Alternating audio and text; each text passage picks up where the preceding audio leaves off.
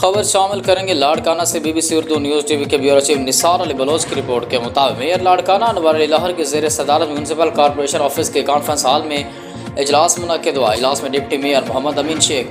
Council ممبران نعیم تنیو، کاشف عمرانی، شیر محمد غالب، رفیق کرمانی، ابراہیم کوسو، شاہ زیب ابڑو، غلام نبی بھٹو، چنگیز ابڑو، ذوالفقار بروہی، محمد قاسم، رافع عباسی، عبدالحفیظ سامٹیو، محمد یوسف، آمنہ جمالی، شبیران جوکیو، زینت بھٹو، نصرت پٹھان نے شرکت کی، جبکہ municipal commissioner Javed Abbasi, accounts officer میاں داد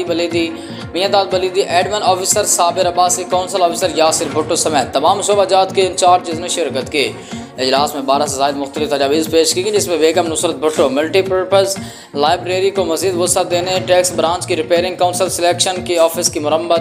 بلاول بھٹو زرداری پارک میں بجلی کی مکمل بحالی، لاڑکانہ کے طلباء کے لیے سینٹرل ایئر کنڈیشنر لائبریری کے قیام سمیت تمام ڈسپوزلز کو سولر انرجی پر کنورٹ کرنا شامل تھے۔ تاہم طلباء کے لیے اسکالرشپ پروگرام و دیگر تجاویز بھی پیش کی گئیں۔ تاہم گزشتہ اجلاس میں پیش کیے گئے تمام تجاویز بھی ممبران کی اکثریت اتفاق رائے سے منظور کر لی۔